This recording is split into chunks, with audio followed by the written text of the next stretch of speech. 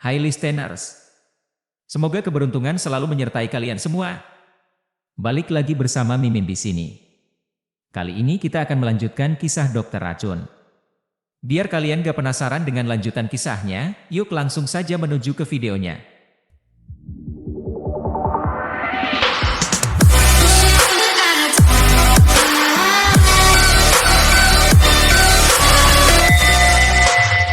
Bab 21, silakan masukkan tempayan. Fen Yajun menerima undangan dari Lucky untuk mengunjungi Gunung Qinglong. Kunjungan ini tidak seperti yang lain, ini adalah perjalanan kembali ke hari takdir pembebasan ular, dan Lucky telah meminta peserta untuk menceritakan peristiwa-peristiwa tersebut dengan detail. Bersama Fen Yajun adalah Su Chunliang, kehadirannya awalnya membuat Fen Yajun bertanya-tanya apakah dia adalah rekan penyelidik polisi. Namun, setelah mendengar pengenalan Lucky, dia mengetahui bahwa Su Chunliang adalah seorang ahli khusus yang mereka daftarkan. Kabarnya, Su memiliki kemampuan unik untuk berkomunikasi dengan ular menggunakan bahasa mereka. Fen Yajun, yang berusia 38 tahun, memiliki tubuh sedang dan wajah yang ramah. Dia terkenal di seluruh Dongzhou sebagai penangkap ular terampil dan memiliki posisi tetap di Biro Kehutanan. Dedikasinya telah membuatnya mendapatkan banyak penghargaan sebagai pekerja teladan. Meskipun Fen Yajun terdaftar sebagai tersangka oleh polisi, dia tidak menunjukkan perlawanan dan dengan sepenuh hati bekerja sama dengan penyelidikan mereka. Tuan rumah mereka hari ini adalah Yao Meng, yang, seperti Fen Yajun, juga telah dicurigai. Dengan izin akses jaringan, mereka dengan mudah dapat memverifikasi ketidakbersalahannya, namun penyelidikan ini terbukti lebih kompleks dari yang awalnya diantisipasi, dan para petugas belum mendapatkan hari libur sejak kasus ini meletus. Yao Meng tidak bisa menahan rasa kecewanya, bertanya, apalagi yang ingin Anda selidiki? Anda telah memeriksa jadwal dan rekam jejak bank saya, dan Anda masih tidak percaya padaku? Fen Yajun ikut campur, mengatakan, Xiao Yo, mari tidak salah paham. Rekan-rekan polisi kita hanya melakukan pekerjaan mereka dengan tekun. Kita semua perlu bekerja sama. Keadaan kita agak berbeda. Dia juga telah dipanggil oleh polisi dan telah memberikan jadwal dan rekam jejak banknya untuk hari-hari yang relevan. Dia mengira penyelidikan sudah selesai namun sekarang dipanggil kembali ke lokasi pembebasan. Lucky melanjutkan dengan menjelaskan tujuan pertemuan mereka. Mereka tidak hadir untuk meragukan siapapun, sebaliknya, mereka bertujuan untuk merekonstruksi peristiwa pembebasan ular pada hari itu. Rekonstruksi ini mungkin membantu mengidentifikasi detail atau petunjuk yang terlupakan, terutama yang terkait dengan ular jantan yang terlibat. Yao Meng membawa mereka kembali ke lokasi pembebasan, mengikuti jejak yang mereka tempuh pada hari takdir itu. Fen Yajun dengan cermat menceritakan detail khusus tentang pembebasan ular, sesuai permintaan polisi. Tidak pernah mengunjungi lokasi selama beberapa hari. Mereka menyadari bahwa vegetasi di sekitar titik pembebasan telah tumbuh dengan baik.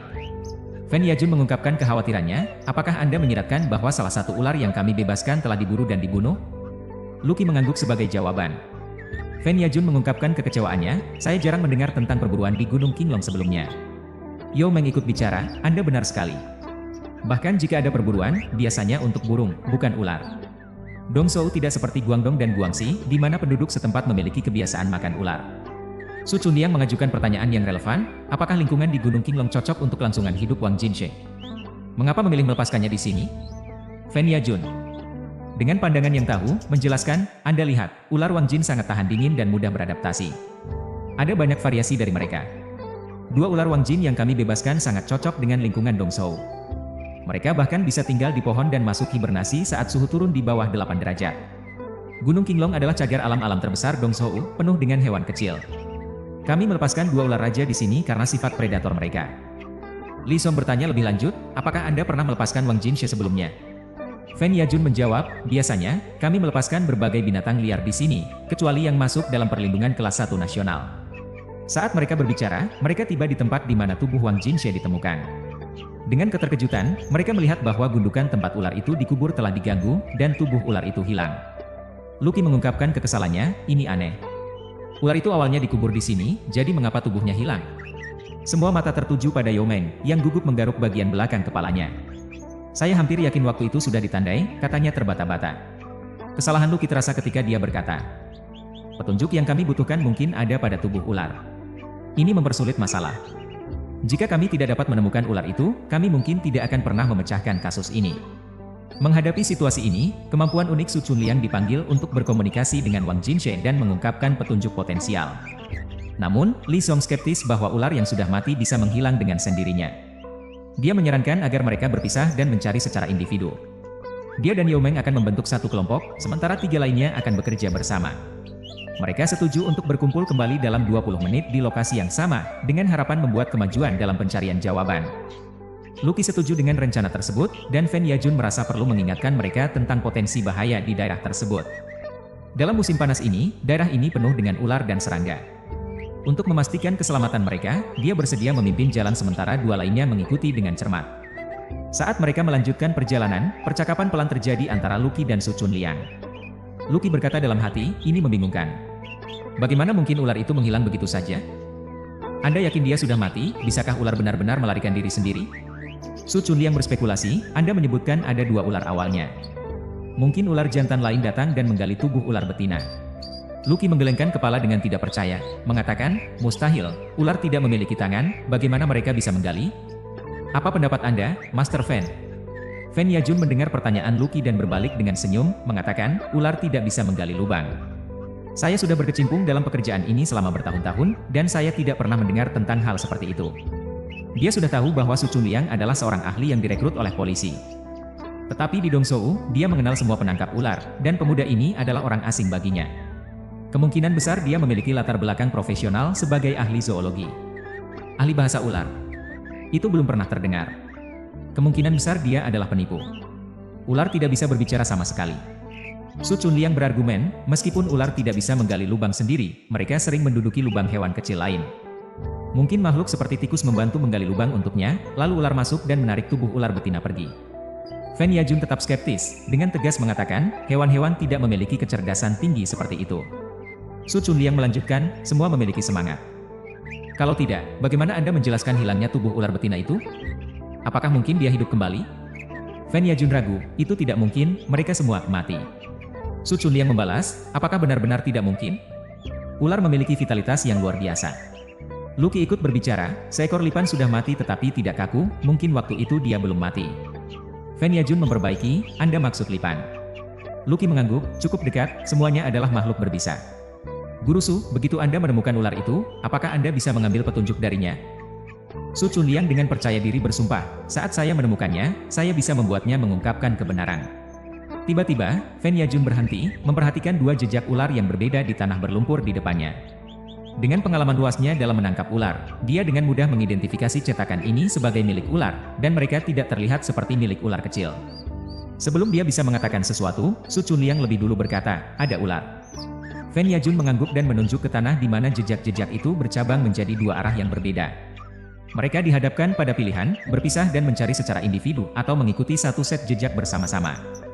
Setelah diskusi singkat, mereka memutuskan untuk membagi menjadi 2 kelompok lagi, dengan Fen Yajun berbelok ke kiri, sementara Lucky dan Su Chunliang menjelajah ke kanan. Dengan merentangkan rumput tinggi, Fen Yajun maju dengan hati-hati, mengikuti jejak ular. Setelah beberapa langkah, dia menoleh ke belakang, memastikan yang lain tidak mengikutinya. Dengan rasa lega, dia melanjutkan lebih dalam ke hutan, sekitar 50 meter dari tempat dia kehilangan jejak ular. Dia berhenti sebentar, mengamati sekeliling sebelum melanjutkan pencariannya dengan sungguh-sungguh. Tiba-tiba, pandangan Fen Yajun terfokus pada sesuatu di depan, sebuah objek yang sebagian tersembunyi di dalam rumput tinggi. Tanpa ragu, dia mendekat, merambah rumput, dan mengambil barang tersebut. Dia dengan cepat berubah pikiran, melihat sekitar dengan hati-hati sebelum melanjutkan pencarian dengan serius. Tiba-tiba, pandangan Fen Yajun terpaku pada sesuatu di depan, sebuah objek yang sebagian tersembunyi di dalam rumput tinggi. Tanpa ragu, dia mendekat, merambah rumput, dan mengambil barang tersebut. Dia dengan cepat berubah pikiran, melihat sekitar dengan hati-hati sebelum melanjutkan pencarian dengan serius. Tiba-tiba, pandangan Fen Yajun terfokus pada sesuatu di depan, sebuah objek yang sebagian tersembunyi di dalam rumput tinggi. Tanpa ragu, dia mendekat, merambah rumput, dan mengambil barang tersebut. Dia dengan cepat berubah pikiran, melihat sekitar dengan hati-hati sebelum melanjutkan pencarian dengan serius. Tiba-tiba, pandangan Fen Yajun terfokus pada sesuatu di depan, sebuah objek yang sebagian tersembunyi di dalam rumput tinggi. Tanpa ragu, dia mendekat, merambah rumput, dan mengambil barang tersebut. Dia dengan cepat berubah pikiran, melihat sekitar dengan hati-hati sebelum melanjutkan pencarian dengan serius. Fen Yajun dengan cepat mengubah bentuk, melihat sekeliling dengan hati-hati sebelum membuka kotak tersebut, menghancurkannya, dan menyembunyikan sisa-sisanya di dalam saku. Di atas kepalanya, suara gemerisik daun-daun bergoyang, memaksa Fen Yajun untuk mengangkat pandangannya perlahan-lahan. Di sana, terjalin di ranting pohon yang tinggi, dia melihat seekor ular kain Kimbrocade. Perhatian ular itu terfokus padanya, lidahnya berkedip dan melepaskan huruf merah menyala. Secara naluriah, Fen Yajun mengambil langkah mundur. Pernyataan Su Chunliang sebelumnya tentang potensi kebangkitan Wang Jinshe melintas dalam pikirannya, tetapi dia mengabaikannya sebagai sesuatu yang tidak mungkin. Pemikiran semacam itu tidak lebih dari dongeng, ular yang kembali dari kematian adalah sesuatu yang tak terbayangkan. Dengan cepat, Fen Yajun mengambil senjata bius dari tasnya dan mengarahkannya ke arah ular. Wang Jinshe tidak menunjukkan tindakan agresif dan terus naik ke ranting. Fen Yajun mengeratkan bibirnya dengan erat, wajahnya penuh dengan tekad saat perjuangan internal terjadi. Pada akhirnya, dia memutuskan untuk bertindak. Dengan suara gemetar, anak panah bius itu menemukan sasarannya, mengenai ular dengan akurat. Wang Jinshe, setelah menerima suntikan itu, mencoba naik beberapa langkah lagi sebelum akhirnya jatuh ke tanah dengan tidak berdaya. Fen Yajun bergegas maju, menggenggam bagian 7 inci ular dengan erat. Dia berniat untuk mengakhiri hidup ular kain King Brocade ini sebelum ada yang datang. Sepanjang perjalanan mereka, Lucky telah berulang kali menekankan bahwa ular tersebut memiliki petunjuk penting untuk memecahkan kasus ini. Meskipun Fen Yajun belum yakin tentang petunjuk apa yang dimaksud, dia yakin ular ini tidak boleh jatuh ke tangan polisi. Siapa yang tahu apakah pemikir rahasia ular misterius ini benar-benar bisa berkomunikasi dengan ular? Saat itu, sebuah suara terdengar dari belakang, "Tuan Fen, apakah kamu di sini?" Jantung Fen Yajun berdebar kencang, ada yang tidak beres. Sudah terlambat untuk bergerak. Jadi dia ragu sejenak sebelum perlahan-lahan mengendurkan cengkeraman pada bagian 7 inci ular tersebut. Lucky dan Su Chunliang telah tiba, dan Fen Yajun berseru, "Datang dan bantu. Saya sudah menemukannya." Saat memeriksa Wang Jinshe yang tak bergerak di tanah, Lucky bertanya dengan keterkejutan, "Apakah sudah mati?" Fen Yajun menggelengkan kepala dan menjelaskan, "Tidak, saya memberikan bius padanya. Tiba-tiba dia menyerang saya dari tempat persembunyiannya." Pandangan Su Chunliang jatuh pada pipa peniup yang tergeletak di tanah, menyadari bahwa itu adalah alat yang digunakan Fen Yajun untuk menyuntikkan jarum bius. Pria ini memiliki keterampilan. Fen Yajun mengambil pipa peniup tersebut dan tersenyum. Berkata, "Kami sering mendapat tugas untuk menangkap hewan liar, dan saya tidak memiliki izin senjata api. Oleh karena itu, saya membuat pipa peniup bius ini sendiri, khusus untuk hewan yang lebih besar."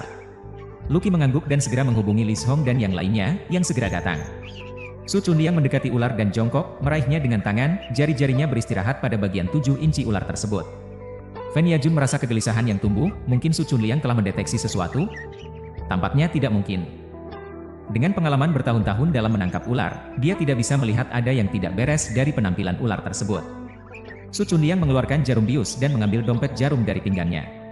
Lalu dia memilih satu jarum dan dengan mahir memasukkannya ke belakang leher Wang Jinshe. Kedua Lucky dan Fen Yajun terpesona oleh tindakan Su Chunliang. Meskipun mereka pernah menyaksikan akupuntur untuk manusia sebelumnya, menyaksikan akupuntur untuk ular adalah pengalaman yang benar-benar baru. Su Chunliang membidik titik kerucut atlas untuk memasukkan jarum. Meskipun anatomi ular berbeda secara signifikan dari manusia, mereka memiliki sistem meridian sendiri. Dan di mana ada meridian, ada titik akupuntur.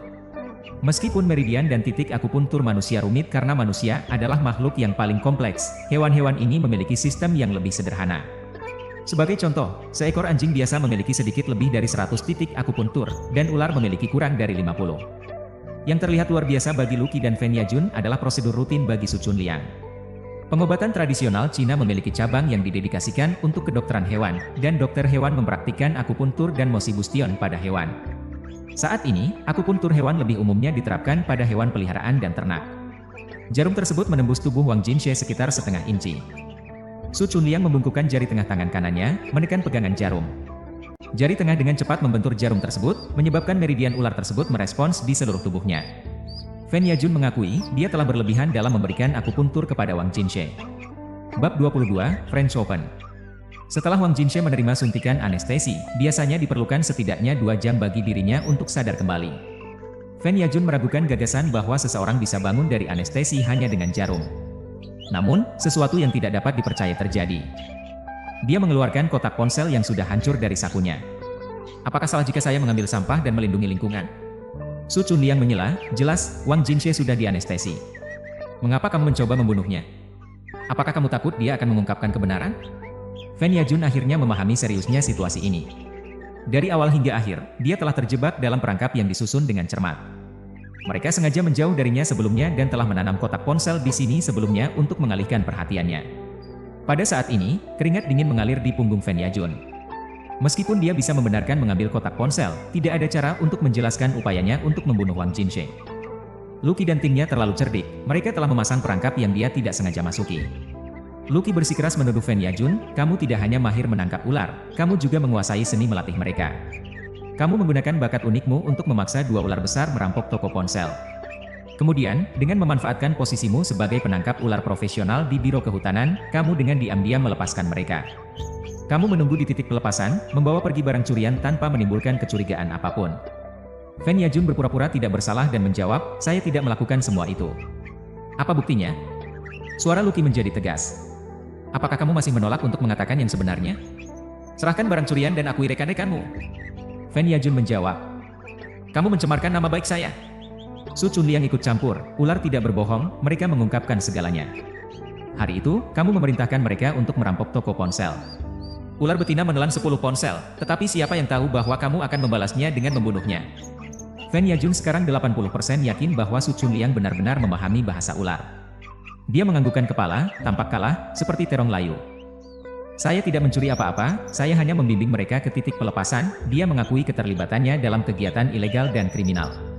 Lucky dan Li Zong maju bersamaan. Lucky mengeluarkan gelang tangan dan menguncinya di pergelangan tangan Fen Yajun. Jika kamu punya sesuatu untuk dikatakan, kita akan membahasnya setelah kita kembali. Fen Yajun ditangkap tanpa perlawanan apapun. Dia bukan bodoh, dia menyadari dia sudah dikelilingi dan tidak ada jalan keluar. Su Chunliang mendekati Wang Jinshe, memasukkannya ke dalam tas kulit ular. Dia berkata pada Lucky, saya kehabisan persediaan, saya akan membawanya kembali ke kebun binatang. Fen Yajun terkejut. Dia selalu menganggap ular Raja Wali ini adalah ular jantan dari sebelumnya. Mengira bahwa itu telah mengkhianatinya sepenuhnya. Namun, dia tidak pernah membayangkan bahwa mereka telah mendapatkan ular Raja Wali serupa untuk menipunya. Semuanya adalah bagian dari rutinitas yang direncanakan dengan cermat, perangkap yang terlaksana dengan baik. Lucky bersikeras, jangan berpikir kamu bisa mengelabui kami. Saya sudah meragukan kamu sejak awal. Kami tidak akan membiarkan satu detail pun terlewat. Di hadapan bukti yang begitu kuat, Fen Yajun akhirnya menyerah. Selama perjalanan pulang, dia secara sukarela mengakui bahwa dia telah dimanipulasi oleh orang lain karena kecanduannya berjudi. Namun, dia dengan keras bersikeras bahwa dia bukan otak di balik pencurian tersebut. Ular Raja Wali itu juga adalah miliknya, dan Han Tianqi membayarnya 30.000 yuan untuk membantu menangkap dan melepaskan ular itu. Fen Yajun mengaku tidak tahu berapa banyak ponsel yang dicuri ular itu dan bersikeras bahwa dia tidak memiliki informasi kontak Han Tianqi. Lucky tahu bahwa Fen Yajun kemungkinan besar menyembunyikan lebih dari yang dia ungkapkan. Ini adalah sindikat kejahatan terorganisir yang menggunakan hewan untuk melakukan kejahatan, dan kasus pencurian ponsel ini kemungkinan bukan usaha pertama mereka. Meskipun mereka belum berhasil menangkap otak di operasi ini, pengakuan Fen Yajun memberikan sedikit harapan. Mereka akan mengikuti petunjuk ini sampai mereka membongkar seluruh operasi kejahatan. Lucky mengusulkan untuk mencalonkan Su Chunliang untuk penghargaan keadilan dan keberanian, tetapi Su Chunliang menolak. Dia menawarkan karena Lucky adalah orang pertama yang benar-benar bersemangat yang dia temui di dunia ini. Su Chunliang juga memiliki minat yang kuat pada Han Tianqi, otak di balik layar. Siapapun yang mampu merencanakan perampokan berani seperti ini dengan bantuan ular pasti adalah otak di baliknya. Namun, mengapa mereka membunuh ular betina setelahnya? Apakah mereka menyimpan rahasia lain? Mengungkap misteri ini kemungkinan akan memerlukan waktu. Sementara itu, Dingxi tidak bisa lagi menahan amarahnya. Sejak insiden Minan Seafood City, dia telah memendam keinginan kuat untuk membalas dendam. Dia ingin mendapatkan kembali harga dirinya yang hilang, mengajarkan pelajaran keras pada Su Chunliang, dan membuatnya berlutut dan memohon ampun. Namun, ketika kesempatan untuk menghadapi Su Chunliang dan melepaskan amarahnya selama makanan umum muncul, Dingxi merasa tiba-tiba tidak berdaya. Ini mengingatkannya pada kata-kata menakutkan Su Chunliang sebelum pergi. Dingxi menolak menerima kekalahan dan mencoba beberapa upaya yang sia-sia, tetapi tetap tidak berdaya. Pandangan merendahkan dari istrinya menambah luka. Hari kedua tidak berbeda. Begitu pula hari ketiga. Bahkan mengganti pasangan tidak mengubah hasilnya. Dingxi mulai panik. Dia akhirnya menyadari bahwa Su Chunliang tidak berbohong atau mengancamnya, dia benar-benar telah bertemu dengan lawan yang tangguh. Pada hari keempat, Dingxi, yang masih tidak mengalami perbaikan, memutuskan bahwa dia tidak bisa menunggu lebih lama. Dia mengambil inisiatif untuk mengunjungi rumah sakit Changxing untuk menemui Su Chunliang, tetapi bukan dengan niat untuk membalas dendam. Ketika Dingxi masuk ke kantor medis, dia melihat bahwa Su Chunliang saat ini berada di ruang mediasi dengan Wang Dalei. Cheng Xiaohong adalah satu-satunya orang yang ada di kantor medis saat ini. Yao Wenbin telah pergi ke pertemuan. Ketika Dingxi tiba-tiba muncul di depannya, Cheng Xiaohong merasa panik. Pikirannya awalnya adalah bahwa dia datang untuk membuat masalah. Namun, ekspresi Dingxi terlihat berbeda dari pertemuan sebelumnya, dan bahkan dia menyapanya dengan senyum. Senyumannya membawa sedikit rasa malu. "Halo, apakah Direktur Su tersedia?" Setelah mendengar kata-katanya, Cheng Xiaohong menyimpulkan bahwa Ding Xi tidak datang untuk membuat masalah. Dia tidak berani menyebut nama Su Chunliang secara langsung. Jadi dia merujuknya dengan hormat sebagai Direktur Su, sama seperti yang dilakukan Wang Dalei sebelumnya. Saat ini dia sibuk dengan beberapa urusan.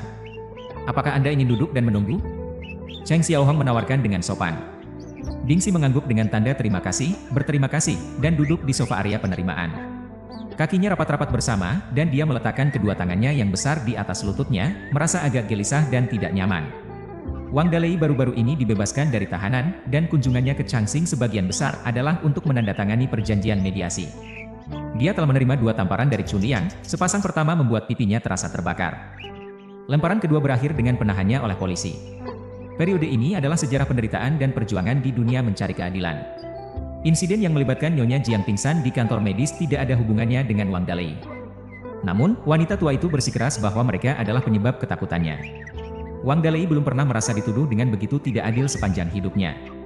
Bahkan ketika melihat Su Chunliang lagi, dia tidak bisa tidak memprotes, Direktur Su, Anda pasti menyaksikannya dengan jelas saat itu. Pingsan Nyonya Jiang tidak ada hubungannya dengan saya. Su Chunliang tersenyum dan menjawab, itu sudah masa lalu sekarang. Mengapa membawanya kembali? Wang Dalei bersikeras, tapi ada masalah prinsip di sini. Anda tidak boleh menuduh orang yang tidak bersalah, kan? Saya membayar biaya medis dan bahkan memberi kompensasi. Akhirnya, saya dikirim ke tahanan oleh polisi. Saya lebih menderita daripada Apa yang ingin Anda buktikan? Bahwa Anda tidak bersalah, bahwa polisi melakukan kesalahan, atau bahwa rumah sakit bertanggung jawab atas kondisi Nyonya Jiang? Saya tidak bermaksud begitu. Saya hanya ingin membersihkan namaku. Su Chunliang menggeser formulir persetujuan mediasi di depannya. Apakah Anda bisa membaca ini? Siapa Anda pikir saya ini? Saya lulus dari SMP. Wang Dalei menerima surat mediasi itu, tetapi yang paling menarik bagi dia adalah jumlahnya. Rumah sakit telah menawarkan kepadanya 50.000 yuan untuk menyelesaikan masalah ini sekali dan untuk selamanya. Namun, saat dia membaca dokumen tersebut, dia melihat bahwa angka tersebut telah dikurangi menjadi 30.000 yuan. Wang Dalei menjadi marah. Apa yang terjadi di sini? Awalnya 50.000 yuan. Bagaimana tiba-tiba menjadi 30.000 yuan? Awalnya, Wang Dalei telah menuntut 2 juta yuan sebagai kompensasi. Namun, dia sepenuhnya menyadari bahwa kematian ayahnya tidak ada hubungannya dengan Changxing. Namun, dia tidak bisa melewatkan kesempatan bagus ini untuk mendapatkan uang.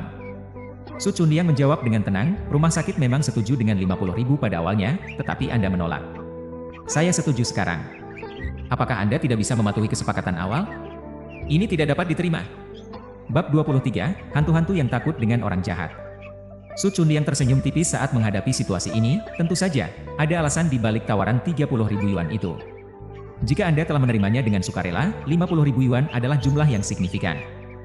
Namun, Anda terus menolak dan memimpin sekelompok individu untuk secara berulang kali menciptakan gangguan di sini. Kantor medis rumah sakit adalah tempat yang ditentukan untuk menyelesaikan sengketa. Jika Anda menciptakan kekacauan, kami tidak akan diam. Anda seharusnya tidak menargetkan klinik urologi juga. Gangguan berulang Anda telah mengusir banyak pasien. Kami telah menginvestasikan jumlah sumber daya material dan tenaga kerja yang cukup besar untuk mengatasi gangguan Anda, dan itu juga memiliki biaya, bukan? Rumah sakit telah mengalami kerugian akibat ini, dan itu belum dihitung dalam kesepakatan ini dengan Anda. Wang Dalei menjawab dengan marah, saya tidak bisa menandatangani perjanjian ini. 30.000 yuan. Apakah Anda menganggap saya seperti pengemis? Sama sekali tidak masalah jika Anda memilih untuk tidak menandatanganinya. Sejujurnya, kesepakatan ini mewakili niat rumah sakit, dan saya juga merasa tidak adil. Terkait operasi ayah Anda, hasil evaluasi medis sangat jelas. Tim bedah Tan Guoliang tidak melakukan kesalahan apapun, jadi tidak perlu menanggung tanggung jawab apapun. Kematian ayah Anda adalah kematian alami yang tidak terkait dengan rumah sakit kami.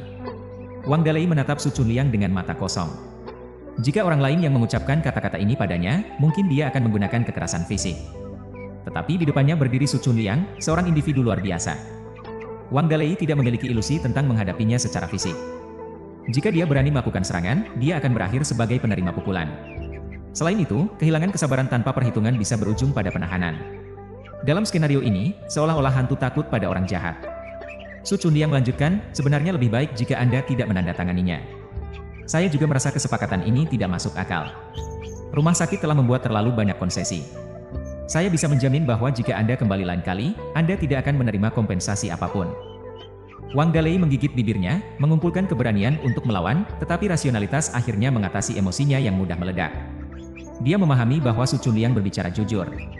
Bahkan, jika rumah sakit Changsing telah mengadopsi sikap yang begitu tegas dari awal, dia mungkin sudah bersedia menyerah. Namun, kenyataannya adalah individu yang menangani masalah ini di dalam rumah sakit semuanya penakut dan tidak cakap.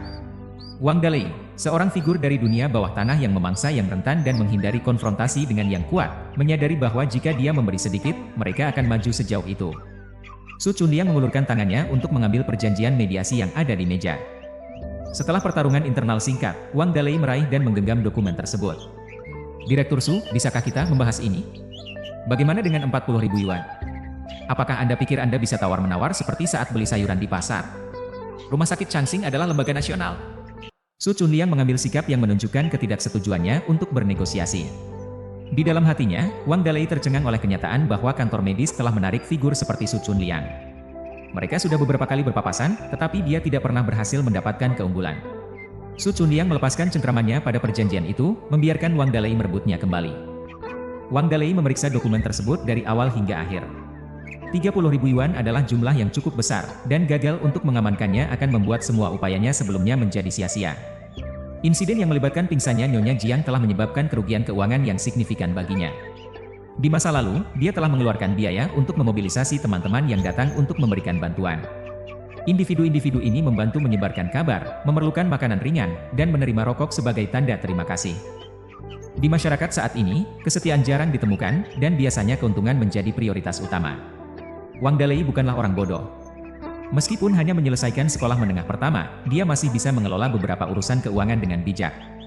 Dengan kompensasi 30.000 yuan dari rumah sakit Changsing, dia setidaknya bisa memastikan bahwa dia tidak menderita kerugian dan menjaga sedikit citra di mata publik. Meskipun 2 kali dipenjarakan karena insiden ini, akhirnya dia keluar sebagai pemenang melalui penerimaan kompensasi dari rumah sakit Changsing, menandakan kemenangan dalam upayanya mencari keadilan. Wang Dalei dengan enggan menandatangani namanya pada perjanjian tersebut dalam 3 salinan. Dia menyimpan 1 salinan, kantor medis menyimpan 1 lagi, dan salinan terakhir diserahkan ke rumah sakit. Su Chunliang meminta nomor rekening Bank Wang Dalei, berjanji bahwa rumah sakit akan mentransfer dana langsung ke rekeningnya setelah perjanjian itu melalui proses peninjauan. Biasanya, proses ini tidak akan memakan waktu lebih dari seminggu. Dia mengingatkan Wang Dalei bahwa dia harus memenuhi komitmen setelah menandatangani perjanjian tersebut. Wang Dalei menghela nafas dan berkomentar, "Direktur Su, karena Anda, saya memberikan kesempatan ini. Jika ini adalah orang lain, saya tidak akan menerima kurang dari 1 juta. Su Chunliang memukulnya di bahu dan menjawab, "Orang tua itu sudah meninggal. Tidak perlu ada permusuhan lebih lanjut. Beberapa uang bisa diperoleh, dan beberapa tidak bisa. Saya punya urusan lain untuk dihadiri, jadi saya tidak akan membuat Anda lebih lama." Wang Dalei sangat sadar bahwa seseorang telah memberikan perintah untuk membersihkan ruangan dari tamu. Akibatnya, dia dengan cepat bangkit dari tempat duduknya, keluar dari ruang mediasi sengketa bersama Su Chunliang, dan tidak membiarkan pandangannya melayang di lantai tepat di luar pintu masuk kantor medis. Kenangan tentang Su Chunliang melemparnya ke tanah tetap terukir dalam ingatannya. Dia juga telah menyelidiki latar belakang Su Chunliang, dan kenyataan bahwa Su Chunliang bukan anak pejabat tinggi membuatnya bertanya-tanya dari mana Su Chunliang mendapatkan kepercayaan diri seperti itu. Setelah kembali ke kantor, Su Chunliang menemukan Dingxi menunggu dengan sabar. Dingxi segera bangkit berdiri, mengucapkan salam ramah, "Direktur Su sudah kembali." Cheng Xiaohong, yang berada di sana, tidak bisa menahan tawa. Sikap menakutkan Dingxi dari pertemuan sebelumnya telah membuatnya ketakutan, tetapi Su Chunliang memiliki kemampuan luar biasa untuk memerintah penghargaan. Wang Dalei dan Dingxi. Keduanya tokoh terkemuka dalam masyarakat, menjadi sangat patuh dan tunduk di hadapannya. Tampaknya Cheng Xiaohong memiliki sedikit yang harus ditakuti dalam hal balasan dari Dingxi. Su Chunliang memberi isyarat kepada Dingxi untuk duduk, menunjukkan bahwa dia masih memiliki urusan yang harus dihadiri. Dingxi, merasa agak canggung, kembali duduk di kursinya. Su Chunliang kembali ke mejanya, fokus pada tugas-tugas lain seolah-olah dia telah sepenuhnya melupakan tentang Dingxi. Dingxi, seorang tokoh terkemuka dalam masyarakat, telah mengumpulkan kekayaan dan pengaruh yang besar setelah masa penjara yang kurang cemerlang. Sekarang bernilai puluhan juta, dia belum pernah begitu dengan terang-terangan diabaikan dalam setiap situasi. Dingxi menyimpan rasa kebencian yang mendalam tetapi tidak berani bertindak atasnya. Dia memiliki sesuatu yang harus disembunyikan dan sesuatu yang harus diminta hari ini. Tidak tahan melihat Dingxi dibiarkan dalam keadaan canggung seperti ini, Cheng Xiaohong bangkit dan menuangkan segelas air mineral untuknya. Dingxi mengungkapkan rasa terima kasihnya sekali lagi. Cheng Xiaohong menawarkan senyuman hangat kepada Dingxi. Pada saat yang bersamaan, keduanya mulai mengenang perselisihan yang terjadi sebelumnya. Dalam retrospeksi, mereka mengakui bahwa keduanya telah melakukan kesalahan. Tindakan awal Cheng Xiaohong menekan klakson mobil telah kurang sopan, dan ledakan balas dendam Dingxi selanjutnya telah berlebihan. Jika mereka bersikap lebih sabar, tidak ada insiden berikutnya yang akan terjadi. Dingxi melempar pandangannya secara rahasia ke arah Su Chunliang, yakin bahwa Su Chunliang dengan sengaja memamerkan otoritasnya. Namun, ada sedikit yang bisa dia katakan. Pada saat itu, Departemen Kosmetik menerima panggilan terkait sengketa medis dan meminta bantuan dari kantor medis. Cheng Xiaohong dengan sukarela menawarkan diri untuk menilai situasi tersebut secara langsung. Dengan hanya 2 orang yang tersisa di kantor medis, Dingxi membersihkan tenggorokannya dan mulai, Direktur Su. Pandangan Su Chunliang tetap tertuju pada layar komputernya. Silakan bicara. Dingxi melanjutkan, saya terlalu impulsif pada malam itu. Saya salah. Saya datang ke sini hari ini untuk memberikan permintaan maaf kepada Anda. Su Chunliang berbalik untuk melihatnya. Apakah Anda tidak sudah meminta maaf pada malam itu? Dingxi menjelaskan, setelah merenungkan, saya merasa bahwa permintaan maaf saya pada malam itu kurang tulus. Saya salah. Sebagai orang dewasa, saya tidak seharusnya tersinggung oleh hal kecil seperti itu. Mengapa Anda tidak mengungkapkannya kepada Cheng Xiaohong ketika dia ada di sini? Su Chunliang bertanya. Saya tidak merujuk pada Anda. Mengapa Anda belum mengungkapkan permintaan maaf Anda? Awalnya, Anda setuju selama seminggu, tetapi Anda datang kemari hanya dalam beberapa hari. Dingxi menjawab, hidup terasa seperti keabadian, Direktur Su. Saya masih belum pulih. Saya belum bisa melepaskan. Su Chunliang menyeruput tehnya dari cangkir yang ada di dekatnya. Merasa bahwa komentarnya sebelumnya mungkin tidak pantas, Dingxi menambahkan, keluarga saya memiliki 3 generasi, dan generasi ketiga harus hormat kepada yang tua. Su Chunliang berkomentar, apakah Anda mandul? Departemen Fertilitas dan Reproduksi Bantu Rumah Sakit kami cukup terkenal. Apakah Anda ingin saya memberikan rekomendasi? Tidak, Direktur Su, tidak ada masalah dengan kesuburan saya. Masalah saya bukan sesuatu yang dapat diatasi orang lain. Saya harus mengambil tindakan sendiri. Ini adalah kekurangan saya. Tolong maafkan saya kali ini. Bagaimanapun, tidak ada individu lain di kantor, dan Dingxi tidak ingin melewatkan kesempatan ini untuk memulihkan reputasinya. Berlutut di depan Su Chunliang saat itu sekarang terasa seperti insiden kecil. Apakah Anda masih mempertimbangkan balas dendam? Tanya Su Chunliang. Dingxi dengan cepat menggelengkan kepala. Mengakui bahwa dia telah mempertimbangkannya sebelumnya tetapi sekarang tidak berani memikirkannya. Su Chunliang memberinya resep, sambil berkata, ambil obat yang diresepkan ini dan ikuti petunjuknya. Setelah menyelesaikan perawatannya, Anda akan pulih seperti semula, bahkan mungkin lebih baik. Kejutan dan kebahagiaan Dingxi terasa ketika dia berterima kasih berkali-kali kepada Su Chunliang atas resepnya. Su Chunliang memberi peringatan, namun, obat ini memiliki efek samping. Setelah mengonsumsinya, Anda mungkin mengalami diare selama 7 hari. Konstitusi Anda seharusnya mampu menahannya. Su Chunliang percaya bahwa karakter seperti Dingxi, yang telah memilih kehidupan kekerasan, perlu pelajaran mendalam untuk memastikan dia tidak segera melupakan rasa sakit dan konsekuensi dari tindakannya. Bab 24, Anti Pahlawan. Kondisi Wang Dalei terselesaikan dengan lancar, dengan rumah sakit akhirnya setuju untuk membayar kompensasi sebesar 30.000 yuan. Sesuai dengan peraturan rumah sakit, orang yang bertanggung jawab utama harus menanggung 20% dari kompensasi tersebut, yang jika diimplementasikan akan dikurangkan dari gaji Wakil Direktur Departemen Urologi, Tan Guoliang. Yao Wenbin melihat ini sebagai hasil yang menguntungkan, percaya bahwa masalah ini telah diselesaikan sebaik mungkin. Awalnya, Wang Dalei menuntut 3 juta yuan, sementara tawaran terendah rumah sakit adalah 50.000 yuan. Kompensasi akhir sebesar 30.000 yuan seharusnya dapat diterima oleh semua pihak. Namun, Tan Guoliang sangat merasa tersinggung dengan hasil ini. Setelah mengetahui keputusan tersebut, dia mendobrak kantor medis dan dengan marah menyerang Yao Wenbin. Yao Wenbin, siapa yang memberimu hak untuk memutuskan atas nama saya? Saya yang berada dalam posisi benar di sini, dan jika rumah sakit bersedia memberikan kompensasi, mereka harus membayarnya. Mengapa mereka harus mengurangi uang saya? Yao Wenbin tersenyum penuh keyakinan saat dia menjawab. Tenanglah, Pak Tan, tidak perlu begitu marah. Wang Dalei awalnya menuntut 3 juta yuan, dan sekarang sudah diselesaikan dengan 30.000 yuan, dengan hanya 6.000 yuan yang akan diambil dari kantong Anda. Saya pikir saatnya untuk mengakhiri masalah ini. Namun, respons Tan Guoliang tidak terduga. Dia meledak dalam kemarahan, berseru, mengapa saya harus puas dengan ini? 6.000 tidak sedikit, dan saya seharusnya tidak harus membayarnya. Bahkan jika saya membuat kesalahan, saya akan menerima denda, bahkan jika itu 6.000 yuan. Masalah di sini adalah saya yang benar. Pak Tan, saya mengerti bahwa Anda merasa dianiaya, tetapi rumah sakit kami memiliki kebijakan. Dalam kasus sengketa medis, semua orang diperlakukan secara sama. Meskipun Anda benar, sengketa ini muncul karena tindakan Anda, bukan begitu? Bagaimana bisa karena saya? Bukankah ini untuk kepentingan rumah sakit? Kami telah bekerja keras untuk menghasilkan uang bagi rumah sakit. Apa yang sudah Anda lakukan? Apakah masalah kecil seperti ini tidak bisa diselesaikan? Pertukaran panas ini terjadi di kantor medis, yang biasanya terdiri dari ruang kerja bersama, tanpa kantor direktur terpisah. Ledakan Tan Guoliang mengabaikan keberadaan Su Chunliang dan Cheng Xiaohong. Kesabaran Yeo Wenbin sudah habis, dan dia menjawab, "Tan Guoliang, apa yang terjadi padamu? Kita semua telah berusaha keras untuk menyelesaikan masalah ini untukmu. Kita telah dikritik berkali-kali dan telah mengalami kesulitan yang signifikan, semuanya tanpa mendapatkan pengakuan. Namun, sekarang kamu bersikap tidak tahu terima kasih dan mempertanyakan upaya kita. Siapa yang meminta Anda melakukan semua itu? Kamu." Su Chunliang menyela, "Wakil Direktur Tan, saya yang mengawasi masalah ini. Jika Anda memiliki keluhan, bicarakanlah dengan saya." Tan Guoliang memberinya pandangan yang merendahkan. "Pergi sana. Kamu tidak punya kata di sini." Yeo Wenbin benar-benar marah. "Tan Guoliang, apa yang terjadi dengan sikapmu? Kita telah berusaha keras demi kebaikanmu, dan sekarang kamu tak tahu berterima kasih. Jika kamu tidak puas, jangan mengeluh di sini. Saya akan memberitahu Wang Dalei untuk mengembalikan uang dan mencabut pernyataan mediasi secepatnya. Lagi pula, dia tidak puas dengan kompensasi saat ini. Wakil Direktur Tan, kamu benar-benar meninggalkan kesan dengan prinsip yang teguhmu." Tan Guoliang terkejut oleh kata-kata Su Chunliang. Dia tidak mengharapkan Su Chunliang akan bereaksi dengan begitu merendahkan. Su Chunliang melanjutkan seperti yang dijanjikan dan menelepon Wang Dalei di depan Tan Guoliang. "Wang Dalei, datanglah ke rumah sakit," katanya, "pastikan menggunakan speaker poni." Wang Dalei terlihat bingung. "Direktur Su, bukankah masalahnya sudah selesai? Ada apa lagi yang harus dilakukan?" Dia memiliki kekhawatiran bahwa rumah sakit Changsing mungkin menarik kembali kesepakatan mereka.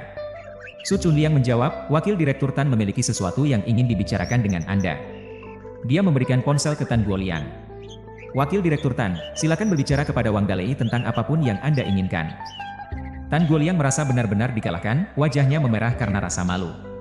Terlepas dari keberaniannya sebelumnya, dia tidak bisa mengumpulkan keberanian untuk menghadapi Wang Dalei secara langsung.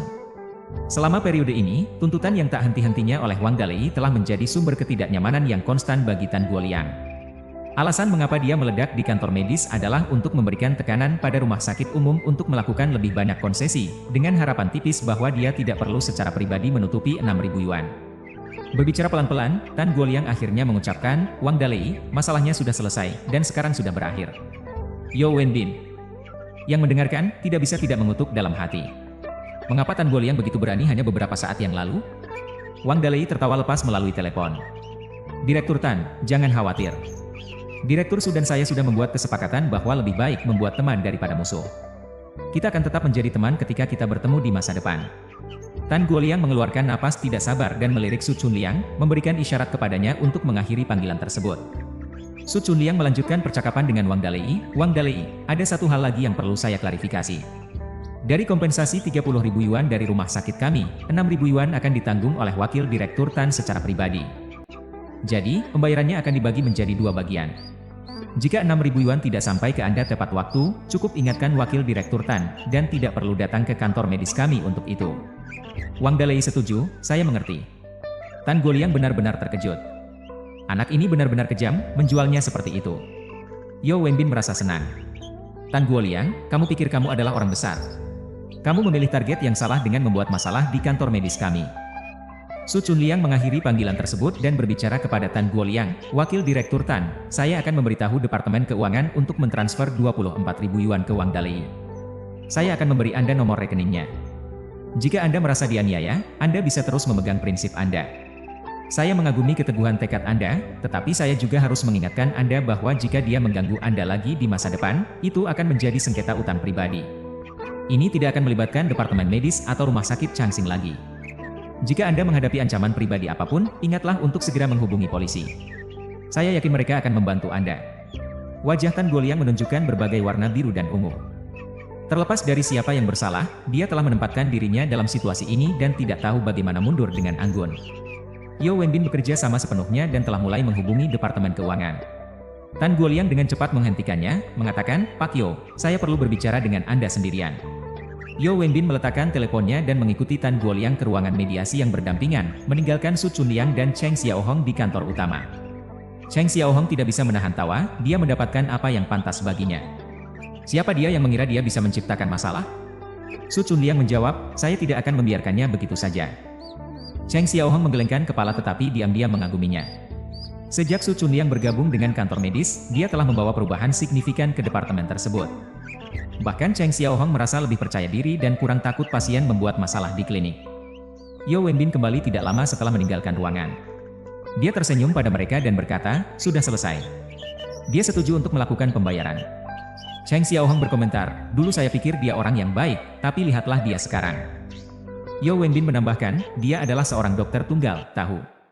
Pasti sulit baginya mendengar bahwa dia harus membayar." Cheng Xiaohong menjawab, "Dia pasti mendapatkan gaji yang lumayan." Yeo Wenbin setuju, "Dia pasti menghasilkan lebih dari kita. Meskipun dia adalah wakil direktur, dia menghasilkan sekitar 400.000 hingga 500.000 yuan per tahun." Istrinya, Chai Rongjuan, juga bekerja di rumah sakit kami. Dia adalah direktur departemen kecantikan dan mungkin menghasilkan lebih dari dia.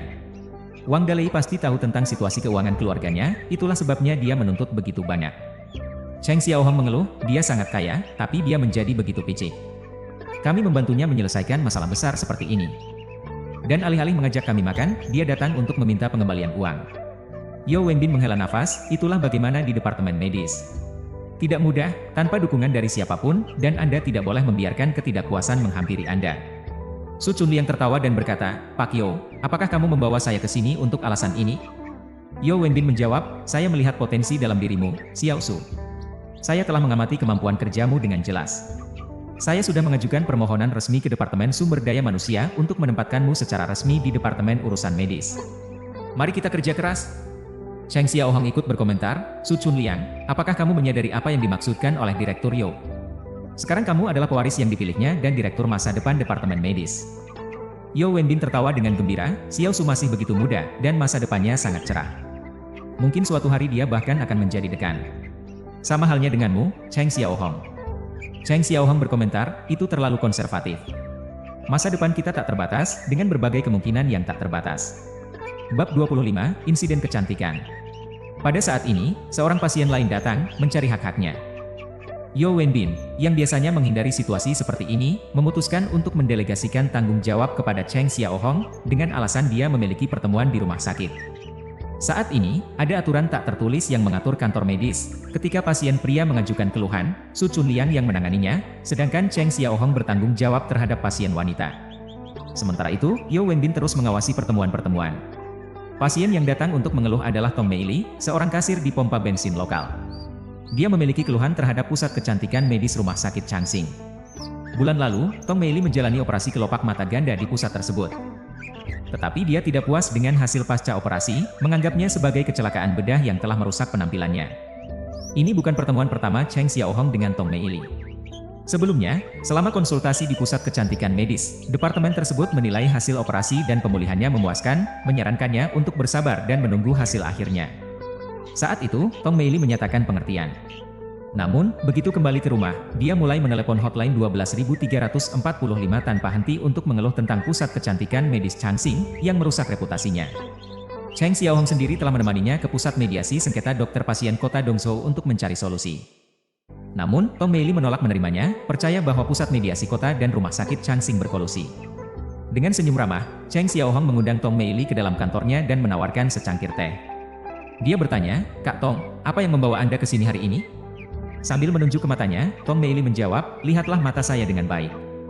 Cheng Xiaohong memeriksa matanya dengan hati-hati, tetapi jujur, penampilan Tong Meili tampaknya tidak membenarkan keluhannya.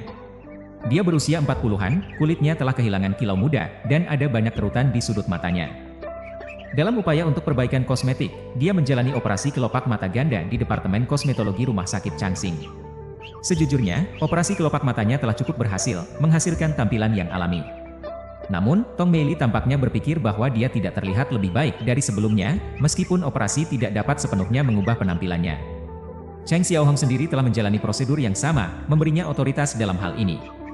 Dia menjawab, "Bagi saya, itu terlihat cukup baik." Tong Meili membalas, "Anda bicara sembarangan tanpa hati nurani.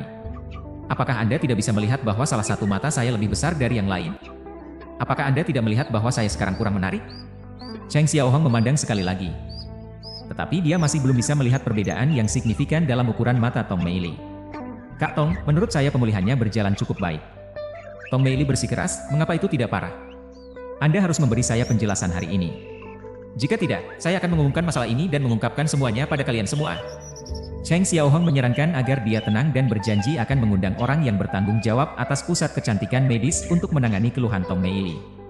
Dia kemudian meminta Tong Meili untuk sebentar menunggu di ruang mediasi di sebelah. Lagi pula, beberapa masalah lebih baik dibahas secara pribadi dengan staf rumah sakit. Su Chunliang telah mendengar percakapan tersebut dan memberikan pandangan. Penampilannya sendiri juga tidak terlalu bagus. Cheng Xiaohong melihat keluar, mengundang Su Chunliang untuk mendekat. Di sana, dia menampilkan foto-foto sebelum dan sesudah Tong Meili di komputernya. Su Chunliang mengamati mereka dan mengakui bahwa mungkin ada penurunan kecantikan yang sedikit setelah operasi, meskipun tidak ada perubahan drastis. Cheng Xiaohong mencatat, Cai Rongjuan, Direktur Departemen Kosmetologi, adalah istri Tan Guoliang. Pasangan ini telah mengalami banyak nasib buruk akhir-akhir ini. Saat masalah Tan Guoliang sedang diselesaikan, istrinya menghadapi masalah lain. Su Chunliang, sekarang menyadari koneksi tersebut, menunjukkan sedikit ejekan. Tan Guoliang cukup mampu. Biarkan dia menanganinya sendiri, dan biarkan kantor medis menghindari terlibat dalam kekacauan ini. Namun, Cheng Xiaohong menjelaskan, Anda tidak memahami dinamikanya. Departemen kosmetologi disewakan kepada pihak ketiga. Jika rumah sakit dianggap bertanggung jawab, pihak ketiga yang akan mengalami kerugian finansial. Namun, reputasi rumah sakit Changxing akan terkena dampak. Xiao Su, ikutlah bersamaku ke pusat kecantikan medis. Bingung. Su Chunliang bertanya, apa yang akan kita lakukan di sana? Cheng Xiaohong menjawab, kita perlu melihat apakah Cai Rongjuan, Direktur Departemen Kosmetologi, sedang melakukan operasi saat ini. Dia merasa tidak perlu bertanggung jawab dan tampak cukup tidak kooperatif dalam masalah ini.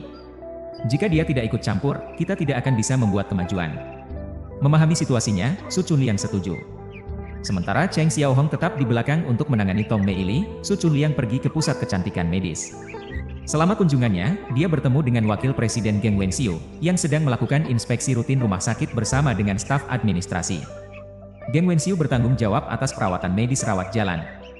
Melakukan inspeksi semacam itu 2 kali seminggu sebagai bagian dari tugasnya. Halo, Geng Yuan.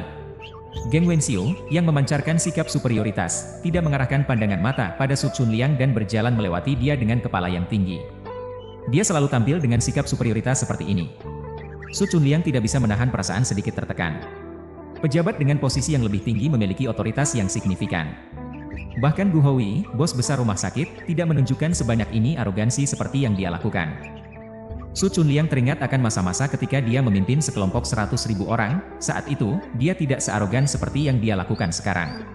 Saat dia terus berjalan, Geng Wenxiu menyelipkan kacamata dan bertanya kepada Li Qiaoyan, Direktur Kantor Perilaku yang ada di sampingnya, siapa tadi? Li Qiaoyan menjawab, oh, itu adalah Su Chunliang, petugas medis baru. Su Chunliang? Geng Wenxiu mengulang nama itu. Pada saat ini, dia tidak menyadari dampak potensial yang bisa dimiliki pria muda ini pada hidupnya di masa depan. Cai Rongjuan sangat dihormati dalam industri kecantikan kota Dongzhou. Beberapa tahun yang lalu, dia dikirim oleh pemerintah ke Korea Selatan untuk mempelajari teknik kecantikan canggih.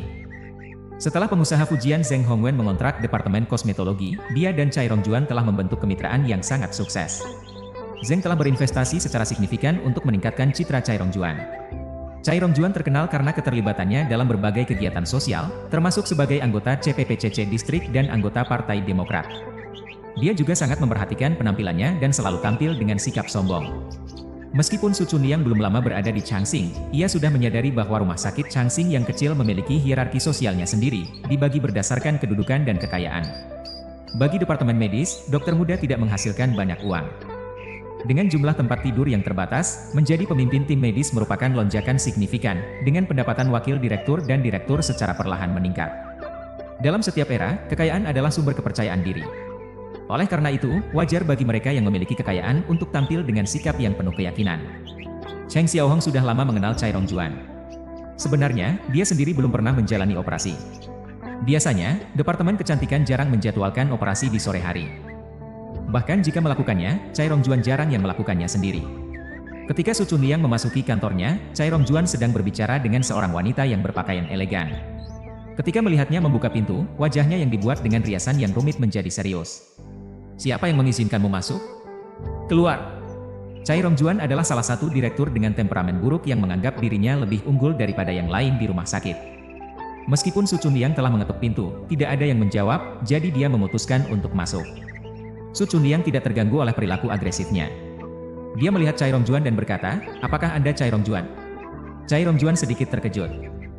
Karena Su Chunliang mengenakan seragam rumah sakit, dia mengira dia adalah pegawai junior. Biasanya, dia tidak akan memberi perhatian kepada seseorang dengan pangkat seperti yang dimilikinya. Dia percaya bahwa diperlukan keberanian bagi seseorang dengan status junior seperti dia untuk menyebutnya dengan nama pertamanya. Wanita elegan yang sedang diajaknya berbicara merasa bahwa suasana menjadi tidak enak dan memutuskan untuk pergi dengan cepat. Dia tersenyum dan berkata, "Direktur Chai tampaknya sibuk, saya akan pergi." Chai Rongjuan merasa dalam posisi yang canggung, tetapi itu adalah tindakan buatannya sendiri. Jika dia tidak begitu dominan, Su Chunliang tidak akan melangkah lebih jauh. Su Chunliang tidak peduli dengan status Chai Rongjuan sebagai direktur Departemen Kecantikan, kesombongannya telah memprovokasinya. Di departemen medis kami, seorang pasien telah mengeluh tentang kecelakaan bedah yang terkait dengan Anda. Pasien tersebut menunggu di kantor kami, dan saya datang ke sini untuk melibatkan Anda dalam menyelesaikan masalah ini. Menghadapinya, Chai Rongjuan menjadi tampak malu. Perilakunya telah membuatnya kehilangan wajah. Dia bertanya-tanya apakah pria muda ini tahu bahwa dia sedang menerima tamu terhormat. Apakah dia mengerti bahwa apa yang baru saja dia lakukan adalah tindakan tidak hormat yang jelas? Setelah mendengar kata-kata Su Chunliang, wanita elegan tersebut bahkan kurang ingin tinggal. Dia mengambil tas Hermesnya dan segera keluar.